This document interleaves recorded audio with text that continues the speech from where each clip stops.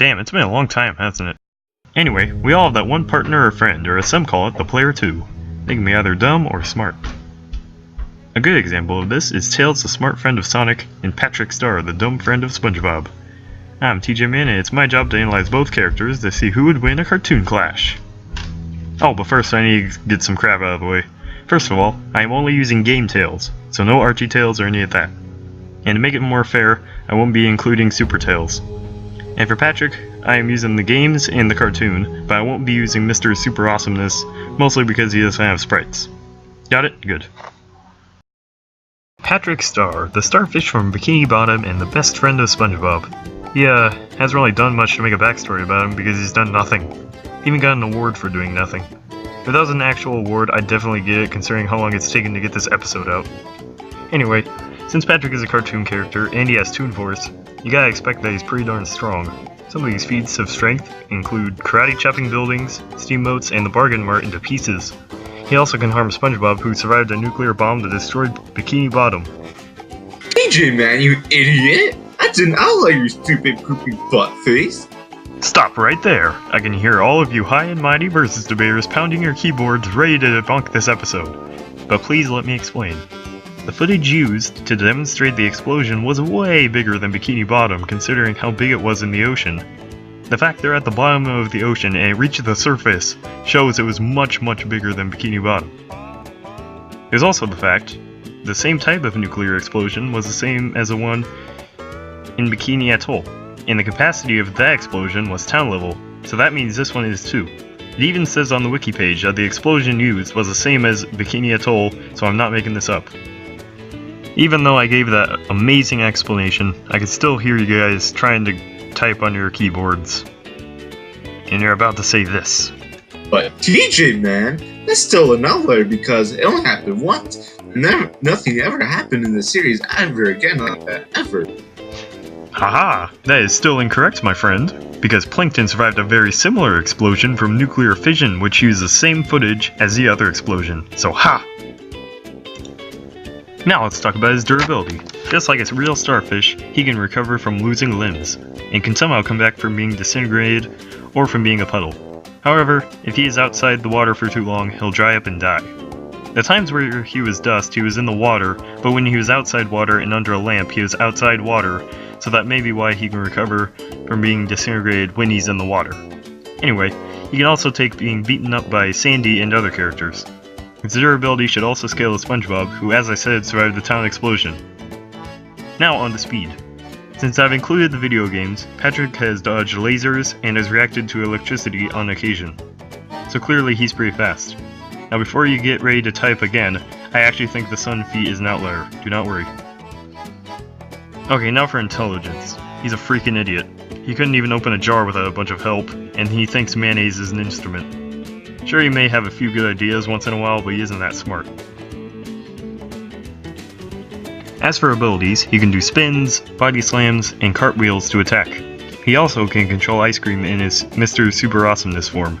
He also has stretching powers with his elastic waistband form. As for weapons, he can use condiment guns and other weird weapons. He also can utilize the magic pencil and the magic paper to turn into his superhero form. And he can somehow turn sand into giant robots or tanks. Now even though Patrick is really strong, he has weaknesses. He's extremely weak to heat, and he's a fucking idiot. But he'll always be my favorite SpongeBob character. Now on to Tails. Miles Prower is a fox who was born with two tails, so he was the subject of bullying for most of his childhood. Jesus, what's with extra body parts being such a subject for bullying? At least Tails can fly with his tails, you assholes. All he got is one, so ha! Anyway, he soon met Sonic by fixing his plane. The reason why Sonic needed a plane is beyond me. After meeting Sonic, Tails soon became much more confident and yada yada yada, happy ending. Let's just get to his stats. For strength, Tails, while weaker than Sonic, is still pretty strong and should scale to him. To give you an example of his strength, he can carry 10 tons, and since he scales to Game Sonic, he should be safe due to the fact that in Sonic Generations, Sonic defeated Perfect Chaos, who flooded an entire city. His tails can also destroy metal. Now for durability. Tails took hits from the Egg Robo, which was powered by the Earth's biosphere, which would make it multi-continental. Holy shit! He also can take hits from Sonic and Knuckles, and has survived falls from space and plane crashes. And finally, his speed is pretty good. He can keep up with Sonic using his tails, and on foot he can run 100 miles per hour. I get his name now. And like many fictional characters, he can dodge lasers. And unlike Sonic, he can actually swim. Now it's a feat in itself. Wait, if I fought Sonic in the water, would I win? Huh. For intelligence, he's very smart. He's an expert inventor and mechanic, and he has an IQ of 300. Now for his weapons. Being a sciencey person, he has mini bombs, has an electric gun, a hammer, and the magic hand, which is a boxing glove that he can control. He also made a shield bot and a heal bot, which do exactly what they sound like. I don't need to explain everything. For his abilities, most of them involve his tails. He has the tail swipe, tornado attack, the spin dash, which was actually his idea, not Sonic's, and of course the homing attack. While Tails is a genius, he's actually pretty cowardly. He's scared of lightning and ghosts, and he has like no self-confidence. He also hasn't gotten into Smash yet, goddammit. But oh well, he'll always be my favorite Sonic character. Heh, see the third connection? They're both my favorite character from their series.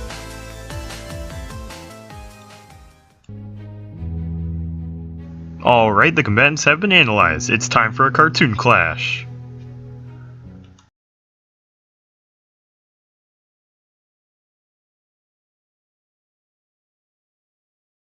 Alright, Starfish, I want you to go over to that fox and beat him up. He, did something bad to me. Well, he stole, what's your favorite food, Fatso? Yeah, okay, whatever, he stole it from me. Now go beat him up.